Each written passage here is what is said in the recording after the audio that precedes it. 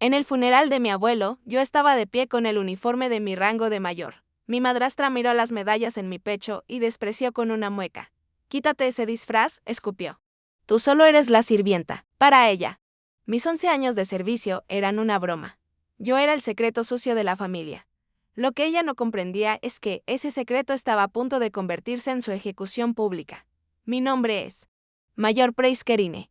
Tengo 29 años, y en esta fría mañana de noviembre, la constante lluvia de Virginia que caía sobre las calles adoquinadas de Old Town Alexandria parecía una disculpa débil para la atmósfera dentro de la mansión Corina. El frío afuera era honesto, el de adentro una escarcha cuidadosamente construida. Estaba en el gran vestíbulo, una figura solitaria y silenciosa con mi uniforme de servicio del ejército. El azul profundo de la chaqueta se sentía como una segunda piel, las arrugas perfectamente planchadas, un testimonio de una disciplina que se había vuelto la base misma de mi existencia. En mi pecho, las filas de cintas y medallas, cada una un marcador de una promesa cumplida, un desafío superado, un fragmento de mi vida entregado durante 11 años de servicio. Pesaban más de lo habitual. Eran símbolos de honor en mi mundo. Aquí, en la casa que mi abuelo construyó, aparentemente eran símbolos de desafío. A los ojos de mi madrastra, Silana Crow, yo no era una oficial. No era la nieta afligida que regresaba a casa. Era una anomalía, una interrupción en su mundo, perfectamente curado de riqueza silenciosa y poder susurrado. Ella se deslizó a mi lado, un fantasma de seda negra, el olor pegajoso del Chanel número 5, siguiéndola como una nube tóxica. Se inclinó hacia mi prima Sarafina. Su voz fue un siseo venenoso y bajo, destinado solo para que yo lo escuchara. «Mírala», susurró Silana. Un rápido movimiento de sus ojos fue mi única confirmación. Está vestida como si viniera a reclutar, no a llorar. Es una vergüenza para el nombre Kerine. Sarafina, siempre la eco leal, dejó escapar una delicada risa. Era un sonido como vidrio roto, agudo y cruel, y encontró un lugar profundo en mi pecho para retorcerse. Mantuve mi mirada fija en la ventana cubierta de lluvia, mi postura rígida, las manos relajadas a los lados, tal como dictaban las normas. Me entrenaron para mantener la calma frente al fuego enemigo. Nunca imaginé que el territorio más hostil donde estaría sería la alfombra persa en la casa de mi propia familia. La voz de mi abuelo resonó en mi memoria, una lección de años. Atrás, la disciplina no es solo para el campo de batalla. Price, es mantenerse firme cuando el enemigo está justo frente a ti. Me mantuve firme. Un breve respiro llegó en forma de un senador de los Estados Unidos, un viejo amigo de mi abuelo. Su rostro estaba marcado por una tristeza genuina mientras se acercaba a mí, sus ojos inmediatamente atraídos por la hoja de roble plateada en las insignias de mi hombro. Me ofreció un apretón de manos firme y respetuoso. «Mayor Kerine», dijo, su voz retumbando con sinceridad. «Mis más profundas condolencias por su pérdida. El general estaba inmensamente orgulloso de usted», él mismo me lo dijo. Por un instante fugaz, un cálido sentimiento frágil se extendió por mi corazón. Un destello de reconocimiento, un sentido de pertenencia. Se extinguió tan rápido como llegó. Como un halcón lanzándose sobre su presa, Sana apareció, enlazando su brazo con el del senador, maniobrando físicamente para alejarlo de mí. Su sonrisa era cegadora, su voz empapada de una dulzura que sabía estaba teñida de veneno. «Oh, senador, qué maravilloso verlo. Por favor, permítame presentarle a la familia», ronroneó, su tono implicando un círculo cerrado. Claramente yo estaba fuera de él. Señaló vagamente en mi dirección sin mirarme. «No le haga caso. Es solo una pariente lejana aquí para ayudarnos con algunas cosas». Ella enfatizó la palabra ayuda, dejándola suspendida en el aire, un misil deliberado y perfectamente dirigido. En esa sola frase me había despojado de todo, mi rango, mi servicio, mi propia identidad como la nieta del general. Ya no era la mayor Price Kerine. Era una ayudante sin nombre ni rostro, una empleada, una nadie. El aire se volvió denso en mi garganta, pero mi entrenamiento, las palabras de mi abuelo, me sostuvieron firme. Mi columna permaneció como una barra de acero, mi expresión una máscara neutral. No le daría la satisfacción de verme quebrar. Dejé que el insulto me atravesara, sintiendo cómo me manchaba. Pero me negué a dejar que me doblegara. Una hora más tarde, el campo de batalla se trasladó a la biblioteca. El enorme acuero viejo y pulidor de madera, que antes me daba consuelo, ahora se sentía como el aire en una arena antes de la pelea. Esta habitación había sido el santuario de mi abuelo. Hoy era su escenario. Silana, Sarafina y su esposo, el ambicioso abogado de Washington, D.C., Caspian Thorne, se acomodaron en los sillones de cuero con un aire de victoria merecida. Eran depredadores esperando el banquete. Elegí mantenerme de pie. Alistair Finch, el abogado de toda la vida de la familia, carraspeó. Era un hombre de dignidad tranquila. Y sus ojos se encontraron con los míos por un momento breve e inescrutable antes de comenzar a leer el testamento final del general Terenkerine. Repasó las pequeñas herencias. La jerga legal habitual, mientras la tensión en la sala se tensaba cada vez más hasta que llegó a la sección final y más importante. Su voz fue clara y firme. A mi nieta mayor, Mayor Price Kerine. Lego la totalidad de mi patrimonio. Esto incluye la mansión Kerine y todas sus propiedades. El contenido completo del fondo fiduciario Kerine, valorado en 11 millones. Y mi 41% de acciones con control en Etalgard Industries. El silencio que siguió fue absoluto, un vacío, que absorbió todo el aire de la habitación. Se rompió con el grito de Silana. Absurdo, gritó, levantándose de un salto. Su máscara de civismo desintegrándose en una rabia cruda y fea. El anciano estaba senil. Había perdido la razón. Estalló el caos. Caspian se puso de pie, su rostro pálido por la sorpresa, mientras Sarafina simplemente miraba, con la boca abierta, en medio de la conmoción.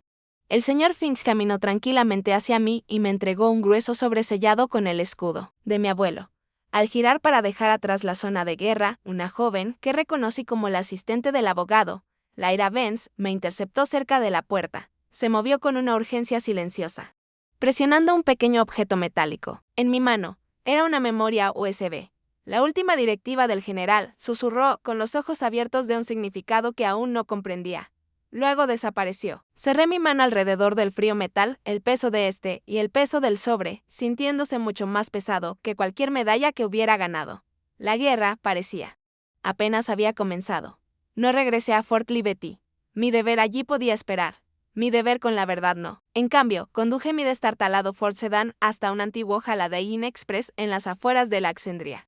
Ese tipo de lugar anónimo y transitorio, donde nadie presta atención a una mujer sola con una sola bolsa militar.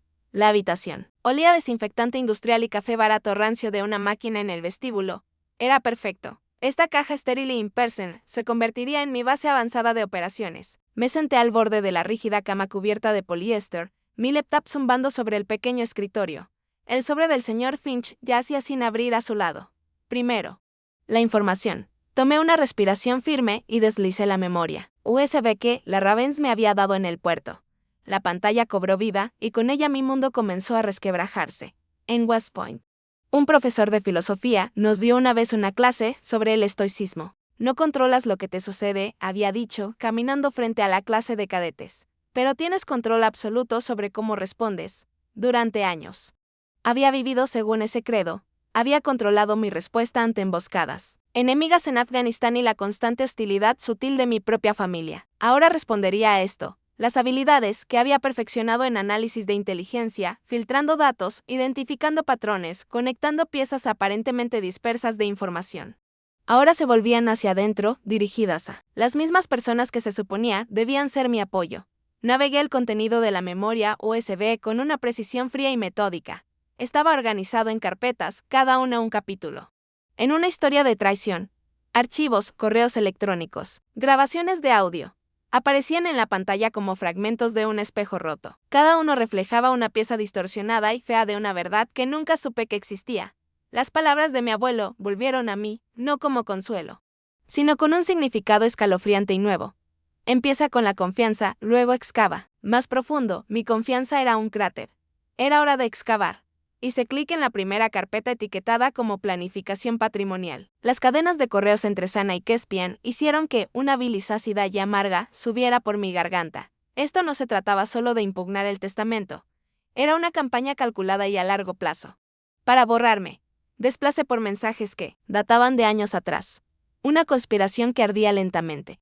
Al descubierto en frío texto en blanco y negro, no solo discutían estrategias legales, se deleitaban en su desprecio hacia mí. En un correo, Caspian había escrito: no te preocupes, tía. Si la niña soldado alguna vez se atreve a mostrar su cara, tengo 100 maneras de hacer que renuncie a todo voluntariamente. Está acostumbrada a la disciplina, solo tendremos que mostrarle cómo es la disciplina del mundo real. La frase "la niña soldado" me golpeó como un puñetazo físico. Era tan despectiva, tan menospreciativa, así me veían. No como una oficial condecorada, no como familia, sino como una niña disfrazada, una molestia que había que manejar. La respuesta de Silana fue aún más escalofriante. Sería mejor que nunca apareciera. Su mera existencia es un insulto. Mis manos se aferraron al borde del escritorio. Habían planeado mi eliminación del legado familiar durante años, viéndome como un insecto que aplastar antes de que pudiera siquiera llegar a la casa. Luego abrí un archivo de audio. Era una grabación de Lyra Benz. Su voz temblorosa pero clara relataba el día en que Caspian la despidió. Describía cómo había encontrado pruebas de que él desviaba dinero de Talgard Industries a través de una organización benéfica falsa, y cuando lo enfrentó, él amenazó su carrera, su reputación, todo.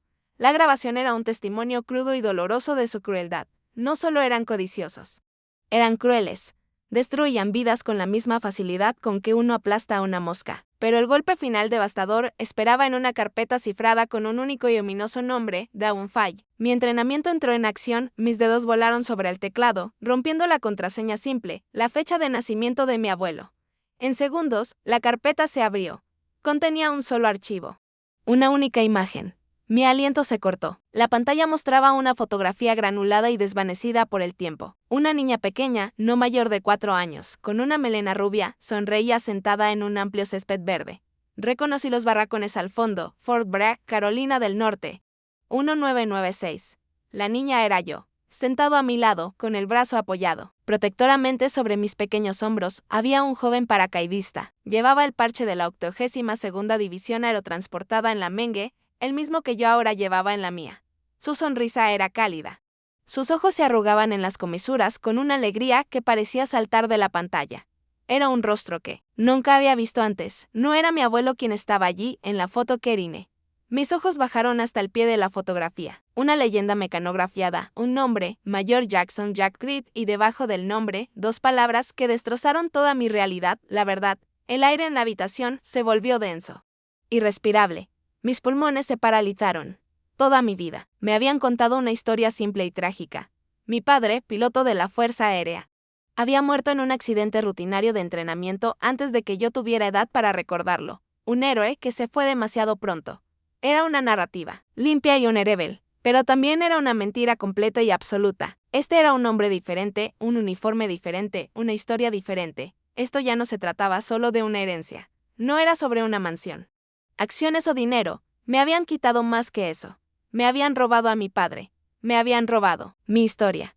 Los cimientos de quien era, la historia de mi vida, se desmoronaron en polvo. Miré fijamente al hombre sonriente en la pantalla. Un fantasma que nunca supe que debía atormentarme. Las preguntas se amontonaban como una tormenta en mi mente. ¿Por qué? ¿Quién era ese hombre? ¿Por qué me lo ocultaron? El dolor era una aguda agonía física. Un cuchillo que giraba en mi alma. Me pregunto si alguna vez has tenido un momento así. Un instante en que te das cuenta de que una verdad fundamental en la que construiste tu vida es una mentira. Es una sensación de caída libre absoluta, ¿no es así? El dolor y la rabia eran una ola asfixiante, pero bajo ellas empezó a formarse un solo punto frío de claridad. Mi misión había cambiado. Una pregunta ardía con más fuerza que todas las demás. Un enfoque singular en los escombros de mi pasado. Jackson Creed. ¿Quién eres? A la mañana siguiente cambié mi uniforme de servicio del ejército por otro tipo de armadura, un sencillo y elegante traje de pantalón azul marino. La tela era firme, las líneas severas. Este era mi nuevo campo de batalla y me vestiría para él en consecuencia. La sede de Talgard Industries era una torre de cristal reluciente en Tysons, Virginia, un monumento al poder y la influencia, que ahora desafiaba. Estaba diseñada para intimidar. Me negué a intimidarme, al atravesar las puertas giratorias y entrar en el majestuoso vestíbulo de mármol. Un fornido guardia de seguridad, claramente siguiendo instrucciones, se adelantó para interceptarme. Su postura era deliberadamente desdeñosa.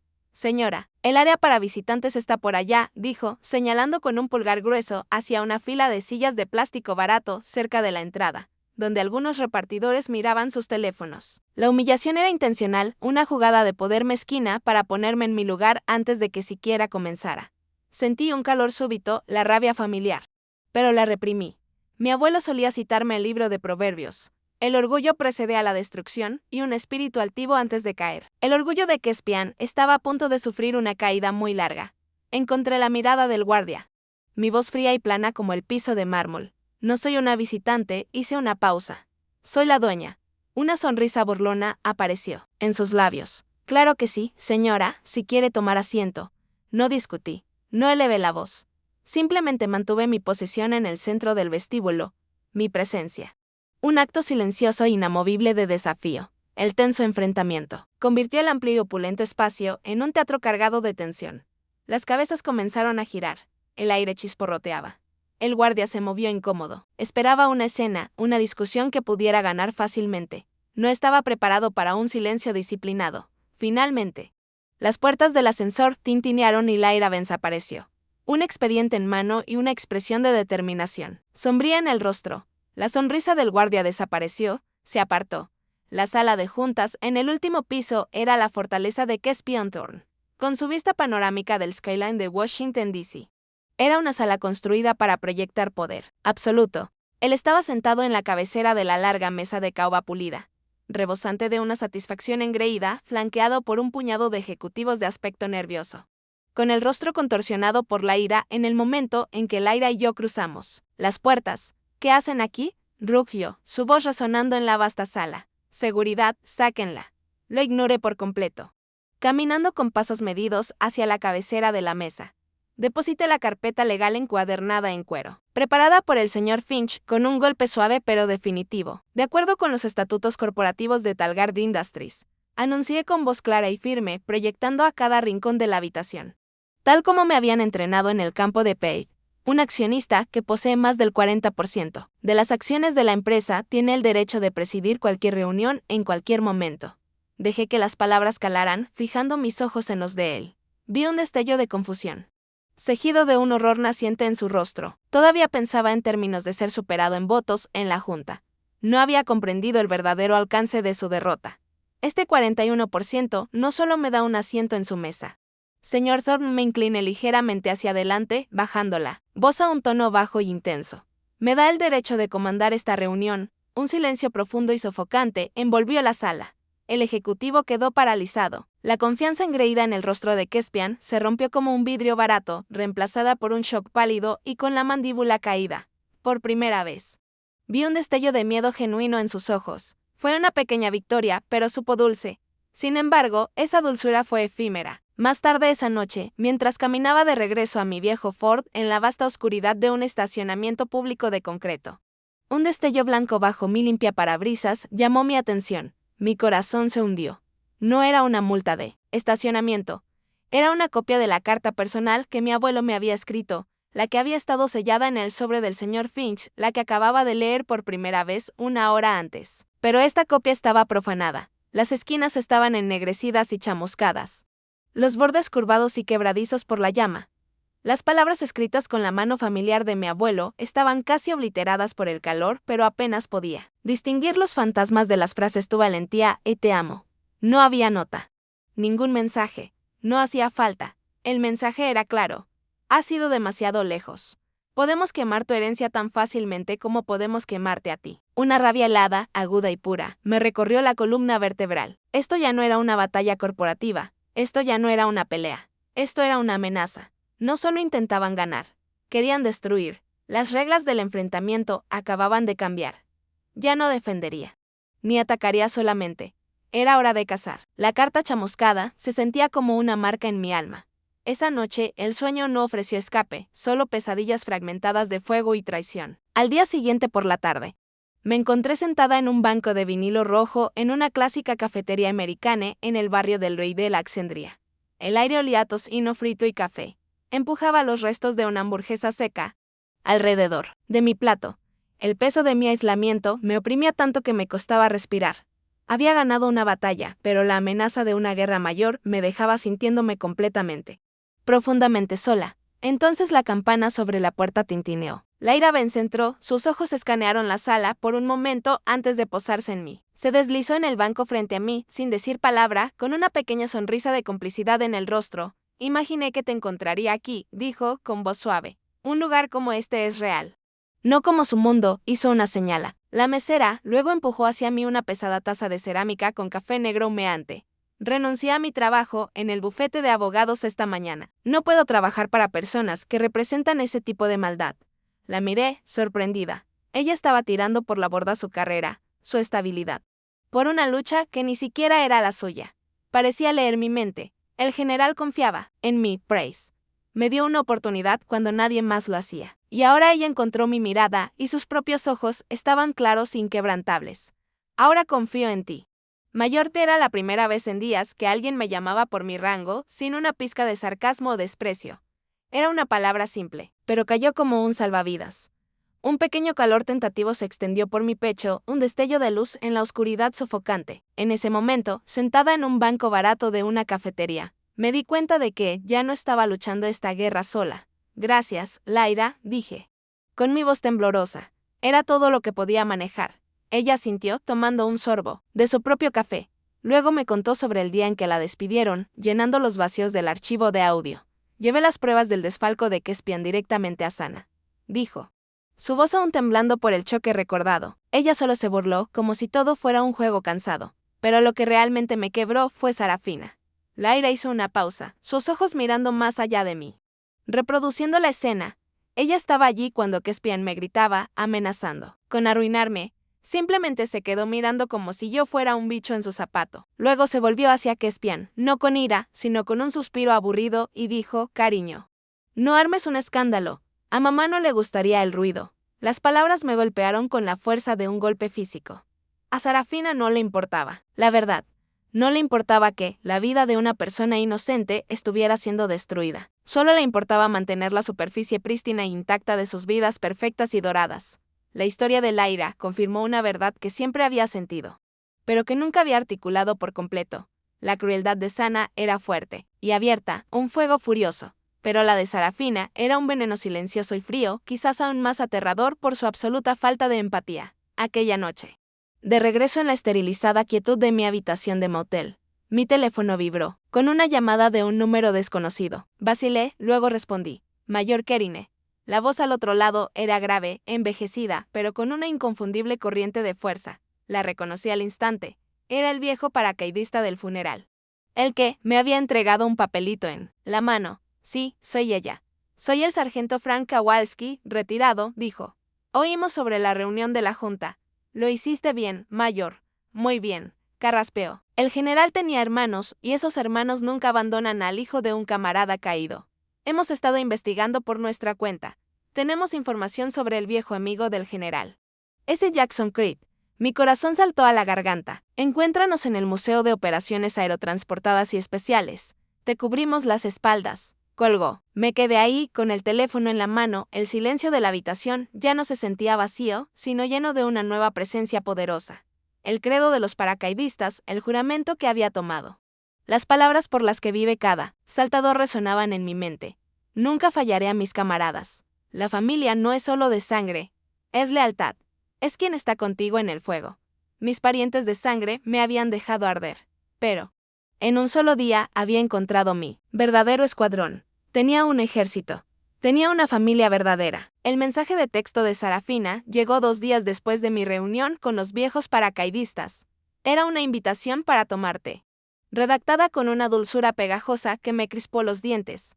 Hablemos solo nosotras dos. Como en los viejos tiempos. Los viejos tiempos. Los únicos viejos tiempos que recordaba eran aquellos en los que yo era invisible. Sin embargo, contra toda lógica, una pequeña y traicionera chispa de esperanza se encendió dentro de mí. La historia de Lyra había pintado a Sarafina como cruel de manera pasiva, una seguidora, no una líder. Podría ser ella el eslabón débil. Podría prevalecer la razón si se alejaba de la influencia tóxica de su madre y su esposo. Acepté reunirme, tenía que saber. Ella eligió un salón de té dolorosamente elegante en Georgetown, el tipo de lugar con servilletas bordadas y porcelana fina, diseñado para conversaciones tranquilas y civilizadas. Era el escenario perfecto para una actuación engañosa. Llegó tarde. Un clásico movimiento de poder entrando con paso seguro, vistiendo un vestido de seda color crema que la hacía parecer un ángel caído. Se sentó, pidió una tetera de El Gré y luego posó sus amplios ojos, supuestamente inocentes, sobre mí. Brace comenzó con voz suave y ensayada. Madre, y Caspian están terriblemente preocupados por ti. Están impactados, eso es todo. Es mucho que asimilar, pero somos familia. Podemos resolver esto. La palabra familia flotó entre nosotras, un dardo envenenado. Una parte tonta y débil de mí. Una parte que pensé que había enterrado hace mucho, quiso creerla. Era la parte de mí que aún anhelaba una vida normal, cenas festivas que no se sintieran como una tregua. La familia no intenta destruirse, Sarafina, dije, con la voz más baja de lo que pretendía. Ella dejó escapar un suspiro teatral. La imagen misma de la paciencia cansada. Tú simplemente no entiendes este mundo, Price. Tiene reglas. Todo sería mucho más fácil para ti si solo cooperaras. Ofrecía una rama de olivo, pero podía ver las espinas escondidas bajo las hojas. Era una amenaza envuelta en lenguaje de preocupación. Recordé algo que escuché una vez de la autora Brené Brown en un podcast. No puedes negociar tu valor con personas que no tienen la capacidad de verlo. ¿Cooperar? Pregunté, manteniendo la voz firme. ¿Cómo es cooperar? Sarafina sonrió. Luego, una expresión deslumbrante y confiada que ella pensaba encantadora. Para mí, parecía depredadora. Es simple. En realidad, solo tienes que firmar los papeles. Renunciar a la herencia. Madre dice que te arreglará una generosa asignación mensual. Suficiente para vivir cómodamente donde quieras. Serías bienvenida en las fiestas, acción de gracias. Navidad. ¿Serías parte de la familia otra vez? La miré fijamente, el tintinear de las cucharillas y el suave murmullo del salón de té se desvanecían en un zumbido sordo en mis oídos. No podía creer la audacia, la pura y asombrosa arrogancia. Pensaban que mi amor propio, el legado de mi abuelo, el honor robado de mi padre, todo eso podía pagarse con un cheque mensual como un servicio de suscripción para obtener su aprobación. Querían que vendiera mi alma por el privilegio de comer pavo seco y soportar sus sonrisas condescendientes una vez al año. La frágil esperanza con la que había entrado se rompió en millones de pedazos. La rabia que la reemplazó fue fría y clara. Mi valor no está en venta, Sarafina, dije. La sonrisa desapareció de su rostro, sustituida instantáneamente por el conocido desprecio frío que había conocido toda mi vida. La máscara cayó. Siempre fuiste así, siseó. Su voz bajando a un susurro venenoso. Terca, estúpida, ¿no lo entiendes? No perteneces aquí. Nunca perteneciste. Se inclinó sobre la mesa, sus ojos ardían con un resentimiento que parecía antiguo. El abuelo solo te mantenía cerca por lástima. Un caso de caridad. No eres su legado, Price. Hizo una pausa, dejando que sus últimas palabras cayeran con la fuerza de un golpe mortal. Eras una carga que él llevó toda su vida. Ahí estaba, el miedo más profundo y oscuro que había guardado en secreto desde niña, pronunciado en voz alta, el miedo a ser indeseada, tolerada, un error. Por un momento. El mundo se inclinó. El aire se escapó de mis pulmones. Pero entonces algo cambió. En lugar del dolor aplastante que esperaba, una ola de absoluta y helada claridad me invadió. Sus palabras no fueron una revelación. Fueron una confirmación, una liberación. No quedaba nada por salvar aquí. No quedaba nada por lo que esperar. Ellos, con sus propias manos, habían cortado el último hilo desgastado que nos conectaba. Empujé la silla hacia atrás y me levanté. La miré hacia abajo, a mi prima, una mujer que compartía mi sangre, pero ni una pizca de mi corazón, y no sentí nada. Solo una vasta distancia vacía. Gracias por aclararlo, dije, con la voz desprovista de toda emoción. Y entonces me di la vuelta y me alejé, sin mirar atrás. Volví al silencio estéril de mi habitación de motel. El eco de la última palabra de Sarafina, carga, reverberaba en el vacío a mi alrededor. Era una herida profunda y supurante. Una confirmación de las más oscuras inseguridades que había pasado toda una vida tratando de dejar atrás. Por unas horas, dejé que el dolor me envolviera, una marea fría y familiar. Pensé que había alcanzado el límite absoluto de su crueldad, la base de su desprecio. Estaba equivocada. El golpe más duro, el que estaba diseñado para ser un golpe de knockout, aún no había llegado. Un correo de Lyra apareció en la pantalla de mi laptop. El asunto era tajante, escrito en mayúsculas, urgente, proveniente de los abogados de Kespian. Mi corazón latía con fuerza contra mis costillas, como un pájaro atrapado y frenético. Con una respiración profunda y calmada, lo abrí. Adjunto. Había un PDF, un documento legal oficial con el intimidante membrete de un bufete de abogados de alto poder en DC. Era una carta de cese y desistimiento. Mis ojos recorrieron los densos y agresivos párrafos llenos de lenguaje legal. Era la típica amenaza corporativa, diseñada para asustar y someter a una persona. Me prohibía presentarme como heredera de la finca Corina. Me prohibía contactar a cualquier miembro de la junta de Talgard Industries. Me advertía contra pisar la propiedad de la mansión, amenazando con órdenes de restricción y acciones legales adicionales. Era un disparo de advertencia legal. Una declaración de que su riqueza e influencia me aplastarían. Lo esperaba. Estaba preparada para ello. Pero entonces mis ojos cayeron en el tercer párrafo y el mundo se quedó en silencio. Esa sección no era sobre mí. Era sobre mi padre. El lenguaje legal frío y desapasionado, elaborado para causar el máximo daño, llamaba al mayor Jackson Creed una persona fabricada. Un supuesto desertor. Una ficción que alegaban había inventado mi abuelo en su demencia avanzada. Con el único propósito de defraudar a los legítimos herederos de la familia Crow de su herencia. Las palabras se volvieron borrosas. Las leí una y otra vez. No solo intentaban borrarme del futuro, intentaban aniquilar a mi padre de manera metódica, legal y pública del pasado. Escupían sobre la tumba de un soldado al que nunca siquiera tuve la oportunidad de llorar adecuadamente. Llamaban a un héroe un cobarde, a un hombre de honor un fraude. Querían tomar la única imagen preciosa que tenía de él, la única verdad que poseía, y convertirla en cenizas en el fuego de su codicia. Querían profanar un recuerdo que era todo lo que me quedaba de él. La sangre en mis venas pareció congelarse, para luego hervir al instante. Esto ya no era cuestión de dinero. Ya no se trataba de una casa, una corporación o acciones en un portafolio. Esto era cuestión de honor. El honor de mi abuelo, el general que sirvió a su país con distinción durante 40 años. El honor de mi padre, el paracaidista que se había ganado su lugar en la 82ª División Aerotransportada, una hermandad a la que ahora pertenezco, y el honor de una hija que no podía. No iba a quedarse de brazos cruzados y permitir que los profanaran. Habían cruzado todas las líneas concebibles de la decencia humana. Habían derramado gasolina sobre el terreno más sagrado y encendido una cerilla sin pensarlo 2 veces. Miré la pantalla. Las palabras venenosas danzando ante mis ojos. El silencio en la pequeña habitación se volvió pesado, sofocante. El zumbido del aire acondicionado barato se desvaneció en la nada. El dolor persistente de las palabras de Sarafina. La soledad, el duelo. Todo se consumió en el horno de una nueva y pura rabia. Y entonces, una calma extraña y aterradora descendió sobre mí. La tormenta interna se calmó.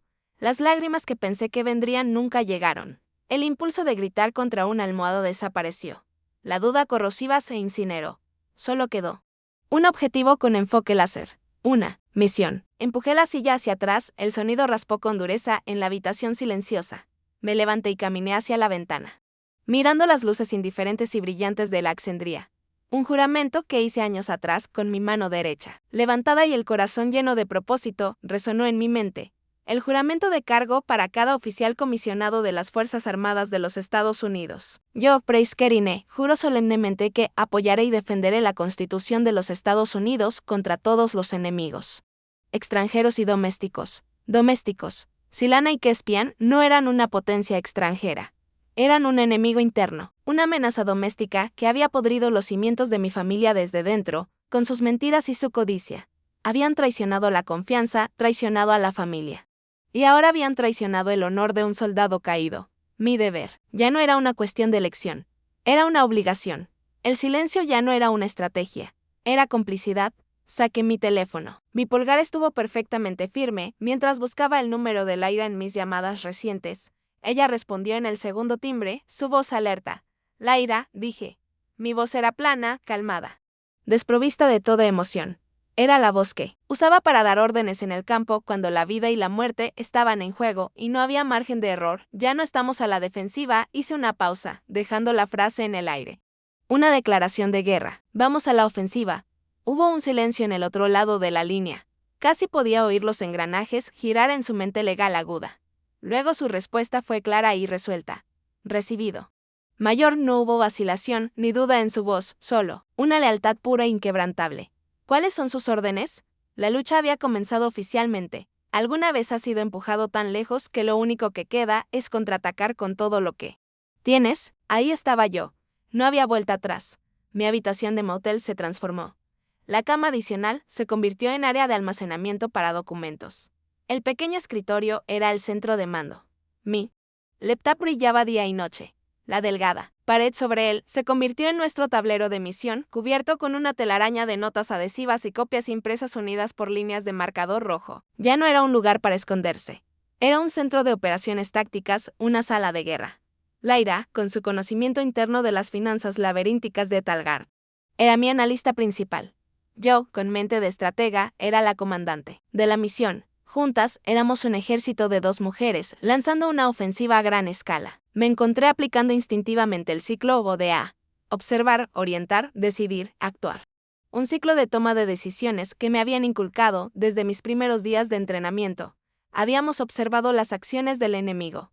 Ahora, era momento de orientarnos en el nuevo campo de batalla y prepararnos para actuar. Nuestra primera operación fue una campaña de reconocimiento financiero. Sigue el dinero, dijo Lyra, con los ojos brillando de una inteligencia feroz. Siempre dice la verdad, me guió a través del laberinto digital de las operaciones de Caspian, sus dedos volando sobre su propio teclado. Rápidamente señaló un nombre recurrente que aparecía en docenas de transacciones, Meridian Trust. En apariencia, era una organización intachable. Una entidad sin fines de lucro dedicada a apoyar a veteranos militares y sus familias. Su sitio web estaba lleno de retórica noble y fotos sonrientes de soldados. Su junta consultiva honoraria era un quién es quién de la élite de Washington. Senadores, lobistas y damas de sociedad, todos poderosos amigos de Silana. Era la cobertura perfecta. Un escudo de patriotismo y buena voluntad. Usana. Los veteranos para lavar dinero, dijo Lyra, su voz tensa por el disgusto, es más que fraude. Es una profanación. Entonces no solo los estamos exponiendo, dije, con mi propia rabia, una piedra fría y dura en el estómago. Los vamos a derribar, trabajamos sin descanso. Alimentadas por café tibia y envases de comida china y pizza que llenaban la habitación, los días y las noches se confundían en un solo esfuerzo sostenido. Lyra, usando sus antiguos códigos de acceso, se sumergió en los servidores de respaldo de Talgard, recuperando archivos que Caspian creía eliminados hace mucho. Yo me convertí en el enlace con mi nueva red de aliados. Contacté al sargento Kowalski con una solicitud simple. Necesitaba los registros militares oficiales del mayor Jackson Creed y los necesitaba para ayer. La información comenzó a fluir. Un flujo constante de munición digital. Lyra, con un grito triunfante, recuperó un lote de correos eliminados. Eran la clave. Mostraban una serie de transferencias bancarias autorizadas por Caspian, moviendo exactamente $11 millones, la cantidad precisa de mi herencia. Desde una cuenta de Talgard directamente a Meridian Trust. Desde allí, la pista del dinero se convirtió en una compleja red de sociedades pantalla registradas en Delaware, todas conduciendo a un solo beneficiario, el propio Caspian Thorne. No solo había planeado impugnar el testamento, ya había robado el dinero. Simultáneamente, llegó un correo del sargento Kowalski. Adjunto había un PDF escaneado de un documento gubernamental. Era el formulario oficial de D1300, el informe de bajas para el mayor Jackson Creed. Mis ojos recorrieron las casillas. Nombre, rango, número de servicio y luego la casilla 10, causa de la muerte. Las palabras eran tajantes, oficiales. Innegables, muerto en acción. Venía acompañado de un informe posterior a la acción fuertemente redactado, pero el resumen era claro. Había muerto realizando un acto de valor que salvó las vidas de sus compañeros soldados, incluido un joven general llamado Teren Kerine. Imprimí los documentos, el papel aún cálido de la impresora. Esta era mi prueba. Este era su honor reclamado. Esta era la verdad que habían intentado enterrar, pero la última y definitiva prueba. La pistola humeante no vino de las cuidadosas maquinaciones de Caspian, sino de la vanidad descuidada de Sarafina. Lyra emitió un silbido bajo mientras miraba su pantalla. Reis. Tienes que ver esto, ella había estado cotejando los estados de cuenta de las sociedades pantalla con las redes sociales. Y ahí estaba. En un momento de suprema arrogancia, Sarafina había usado una tarjeta corporativa American Express para comprar un collar Cartier de $50,000 en una boutique de Rodeo Drive. El problema para ella era que la tarjeta corporativa no era de Talgard. Estaba registrada a nombre de Delaware Equity Chance LLC, una de las principales sociedades pantalla de Caspian para lavado de dinero. Financiada directamente por Meridian Trust. Su propia firma estaba en el recibo digital. Lo tenemos, susurró Lyra con los ojos brillando. Esto los conecta a todos. Ya no es solo fraude, es conspiración, es lavado de dinero, es fraude electrónico. Praise. Este es un caso de reiseo, la ley de organizaciones corruptas influenciadas por extorsión. Era el equivalente legal a una bomba nuclear diseñada para derribar empresas criminales enteras. No solo habían cometido un error, nos habían entregado el arma para destruirlos. Quizás intuyeron que la red se cerraba porque fue entonces cuando Sana hizo su último movimiento fatal. Presentó formalmente una demanda contra mí. La acusación fue difamación de carácter. Miré el aviso legal que Lyra me reenvió. Y una sonrisa lenta y fría se extendió por mi rostro. Muy bien, ella había elegido el campo de batalla y yo estaba más que lista para la pelea. La sala federal de tribunales en el Alexandria estaba llena. El aire estaba denso de anticipación, una mezcla sofocante de perfume caro y energía nerviosa. Los bancos estaban llenos de buitres de los medios de Washington, D.C., miembros de la Junta de Talgard luciendo pálidos y ansiosos. Y al fondo una presencia silenciosa e imponente. Una fila entera estaba ocupada por el sargento Kowalski y los hermanos paracaidistas de mi abuelo. Vestían sus chaquetas cortavientos de unidad, sentados erguidos y solemnes, una guardia de honor silenciosa en una madriguera de ladrones. No estaban ahí para intimidar. Estaban ahí para ser testigos. En la mesa de los acusados, Sana y Kespian se sentaban con un aire de arrogancia intocable.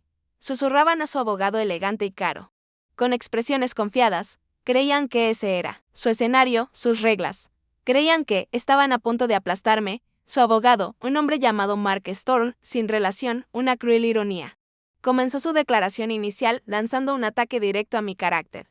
Me pintó como una soldado descontenta e inestable, una mujer irreparablemente dañada por el trauma de combate. Usó mi historial de servicio no como un testimonio de mi honor, sino como un arma en mi contra, sugiriendo que era propensa a delirios.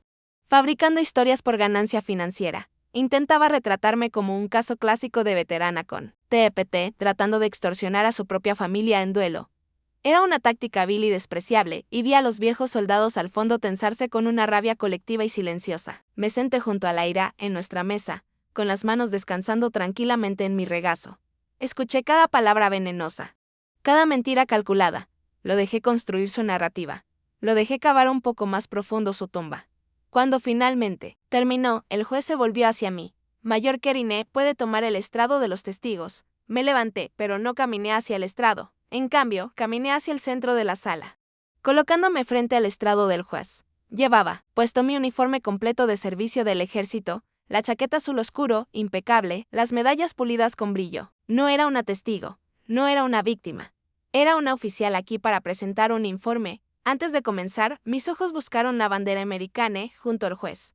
Por la verdad, por el honor. Por el país, pensé. Su señoría, comencé, con voz clara y resonante, cargada con la autoridad del mando. Este no es un caso de difamación. Esto es una investigación criminal. Esa fue la señal para Laira. En la gran pantalla detrás de mí apareció una diapositiva, luego otra, y otra más. La sala quedó en un silencio atónito, roto solo por el clic suave y rítmico del ratón de Laira. Primero, los correos electrónicos fraudulentos entre Sana y Kespian. Su desprecio por la niña soldado expuesto para que el mundo lo vea. Escuché un suspiro en la galería. Luego, un diagrama detallado, una telaraña de engaños, que mostraba la transferencia ilegal de 11 millones desde Talgard Industries a través de la falsa organización benéfica para veteranos, Median Trust, y hasta las sociedades pantalla de Delaware controladas por Kespian Thorne. Los miembros de la Junta de Talgard comenzaron a susurrar furiosamente entre ellos. Luego, el clavo final en el ataúd financiero, la imagen en alta resolución del recibo de Cartier por $50,000 de Rodeo Drive, con la elegante y condenatoria firma de Sarafina. Pagado con una tarjeta corporativa vinculada directamente a una de las sociedades pantalla. Vi cómo el rostro de Kespian pasó de engreído a pálido. Un ligero sudor apareció en su frente. Silana permaneció congelada, con los nudillos blancos, al aferrarse al borde de la mesa. Su rostro era una máscara de incredulidad. Habían creído ser intocables. Ahora su conspiración criminal se proyectaba a 3 metros de altura en una sala federal.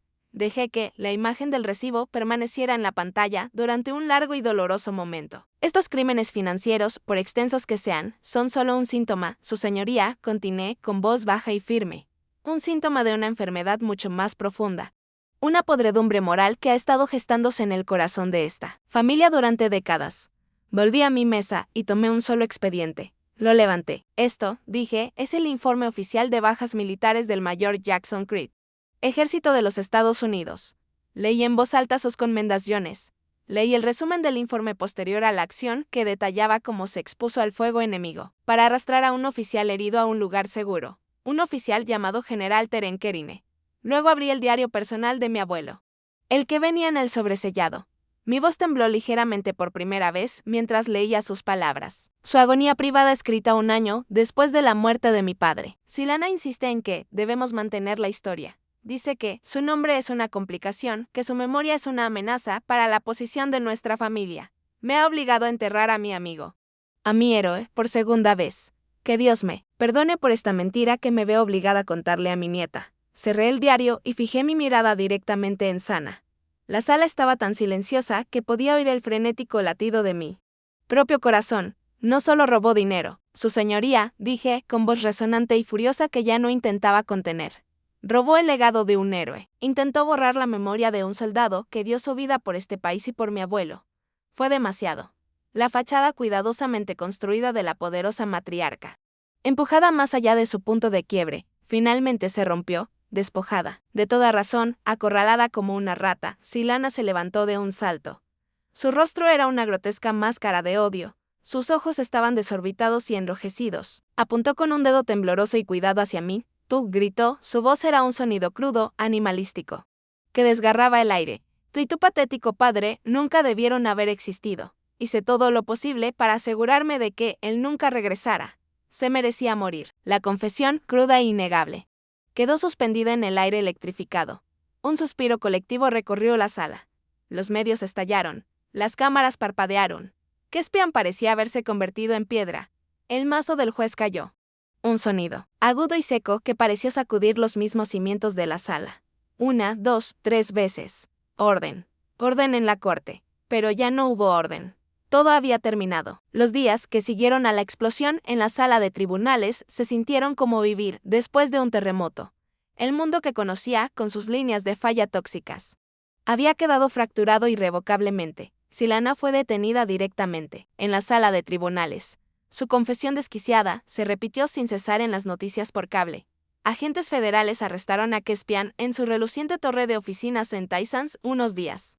Después un final silencioso y humillante para su reinado de codicia. Los titulares fueron implacables, publicados en todos lados, desde el Washington Post hasta Fox News. La dinastía Crocker colapsa. Socialité DDS implicada en fraude. Posible conspiración de asesinato, para evitar un colapso total. Etalgard Industries fue puesta bajo la administración temporal de un interventor designado por la corte, con Lyra Vance actuando como líder operativa para estabilizar la empresa. Observé todo desde la seguridad distante de mi habitación de motel. La pantalla del televisor era un portal a un mundo del que ya no me sentía parte.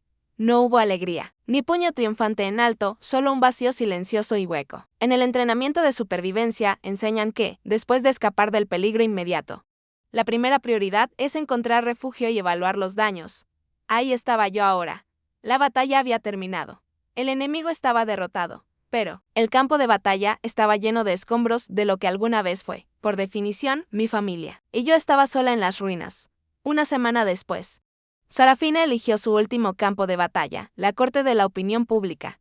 Organizó una conferencia de prensa en el césped cuidado de la mansión Corina, un lugar del que ahora tenía las llaves, pero ninguna intención de entrar. Se presentó ante un mar de micrófonos, vestida con un sobrio vestido gris, el cabello artísticamente despeinado y los ojos hinchados y rojos. Fue la actuación de su vida. Lloró. Habló de ser una esposa e hija protegida y amorosa, completamente ciega ante la codicia insaciable de su esposo y la manipuladora dominación de su madre. Afirmó no saber nada de las actividades ilegales, pintándose a sí misma como la víctima suprema. Una pieza en sus juegos perversos. Suplicó al público perdón y privacidad en su momento de dolor inimaginable. La observé en la pantalla y no sentí ira. Ni siquiera sentí repulsión. Solo una profunda y cansada lástima. Incluso ahora, con toda la farsa expuesta, su único instinto era encontrar una nueva máscara detrás de la cual ocultarse. Nunca enfrentaría la verdad porque no tenía verdad que enfrentar. Era una persona vacía. Un conjunto de reflejos de lo que pensaba que otros querían ver. En ese momento, dejó de ser mi prima, se convirtió en una desconocida en televisión. Un fantasma de una vida que ya no era mía. Cambié de canal. 2 días después, llegó la carta. Fue entregada por un mensajero del bufete de abogados del señor Finch, un solo sobre Manila sencillo. No tenía dirección de remitente, solo mi nombre, Mayor Price Corina, escrito en el frente con una mano masculina fuerte. Firme la letra de un soldado. Mi corazón comenzó a latir lento y pesado, contra mis costillas. Me senté al borde de la cama del motel, mis dedos temblaban ligeramente mientras cuidadosamente rompía el sello. Dentro había una sola hoja de papel. La carta era corta, Price. Me dijeron que estarías más segura sin mí. Me dijeron que mi existencia era un peligro para ti. Un fantasma que solo te traería daño. Durante mucho tiempo les creí. Fue un error que he lamentado cada día de mi vida. Pero nunca dejé de cuidarte desde la distancia. Es hora de dejar de ser un fantasma. Es hora de que conozcas a tu padre. J.C. Jackson Creed. J.C. Mi padre. Mi padre estaba vivo. Las palabras nadaban ante mis ojos. La disciplina estoica que había sido mi escudo, mi armadura, toda mi identidad, finalmente se rompió. El dolor que nunca me permití sentir. Las lágrimas que me negué a derramar por toda una vida de heridas. El peso aplastante que cargué tanto tiempo. Todo se liberó. Dejé caer la carta. Cubrí mi rostro con las manos y por primera vez desde que era una niña pequeña, lloré. Me pidió que lo encontrara en el monumento a los veteranos de Vietnam. No había un lugar más apropiado en la tierra. Era una mañana fresca y clara en el National Mall, de esas en que el cielo es un azul intensamente brillante. Cuando llegué, lo vi de pie frente al muro de granito negro. Con la espalda hacia mí, su mano descansaba suavemente sobre la superficie, pulida, trazando el río interminable de nombres. Una comunión silenciosa con fantasmas que solo podía imaginar. Era mayor que el hombre de la fotografía. Claro, su cabello, antes oscuro, ahora era más plata que otra cosa, pero su postura era inconfundible. La espalda rígida de un soldado. Se giró como si percibiera mi presencia. Y finalmente vi su rostro. Vi los ojos cálidos y arrogados de la foto. Ojos que cargaban el peso de 3 décadas de secretos y arrepentimientos. Brace, dijo, su voz cargada con una emoción que abarcaba toda una vida. Había ensayado en mi mente 100 cosas diferentes para decirle. 100 preguntas, 100 acusaciones, 100 expresiones de dolor. Pero en ese momento, de pie frente a él, todo se desvaneció. Las palabras eran insuficientes. Solo había un abismo, de 29 años que necesitaba ser cerrado. Avancé, con pasos inseguros, y lo abracé. Él me sostuvo con fuerza, su mano subiendo para sostener la parte trasera de mi cabeza. Y en ese abrazo, las mentiras. La soledad y los largos y dolorosos años de sentirme una carga, finalmente se derritieron misericordiosamente. No era una huérfana. No era un error. Estaba en casa. Había encontrado a mi familia. Unos meses después, estuve en un podio en el National Press Club en Washington, D.C. La sala estaba llena de periodistas, legisladores, y en la primera fila, mi nueva realidad. Mi padre estaba sentado junto a Lyra. Y al lado de ellos, toda la fila estaba ocupada por los orgullosos y curtidos rostros del sargento Kowalski y los hermanos paracaidistas de mi abuelo. Carraspé y miré al público, y comencé. Mi abuelo, el general Teren Kerine, me dejó una gran herencia, dije. Pero he llegado a entender que, su verdadero legado, y el legado del padre que nunca conocí, el mayor Jackson Creed, no es algo que pueda encontrarse en un balance financiero. Por lo tanto, Etalgard Industries y todos sus activos serán liquidados. Hemos decidido crear una nueva entidad. Hice una pausa, dejando que el peso de mis palabras se asentara. Hoy me enorgullece anunciar la formación de la Fundación Creed Cora para la Verdad y la Transición. Un murmullo recorrió la sala. El legado de mi familia ya no estará en construir una corporación.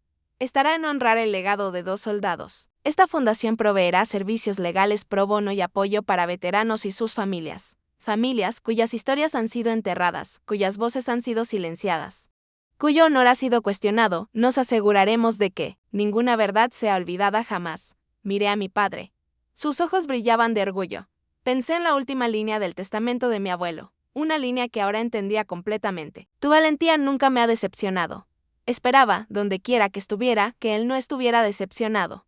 Más tarde esa noche, después de que la prensa se dispersara, mi padre y yo estuvimos junto a una gran ventana, mirando las luces de la capital. El general estaría tan orgulloso de ti, Brace, dijo en voz baja. Sonreí, una sonrisa genuina y real que llegó hasta mis ojos. Creo que estaría orgulloso de los dos. Al otro lado de la sala, el sargento Kowalski y los otros paracaidistas nos esperaban, su misión de apoyo concluida por el día, mientras mi padre y yo nos acercábamos a ellos. Simultáneamente se pusieron firmes, con movimientos precisos y sincronizados a pesar de su edad. Cada uno levantó la mano en un saludo formal y firme. Me detuve, me erguí y devolví el saludo. Mis movimientos eran nítidos y precisos. Pero esta vez, no saludaba como una oficial solitaria, librando una guerra en soledad. Saludaba como una hija que había encontrado a su padre, como una soldado que había cumplido con su deber más sagrado. Proteger la verdad y traer el legado de los héroes a la luz. Por fin llegó mi amanecer. Mi amanecer había llegado. Pero sé que mi historia es solo una entre muchas. Luché para recuperar el honor de mi familia y para encontrar mi propia verdad. Sé que muchos de ustedes que escuchan han librado sus propias batallas silenciosas contra ser invisibles o ignorados por quienes más deberían haberlos amado. Si se sienten cómodos, sería un honor que compartieran una parte de su propia historia en los comentarios. Tu voz tiene poder y no estás solo. Para más historias que comprenden este camino, por favor suscríbanse a nuestro canal. Gracias por escuchar.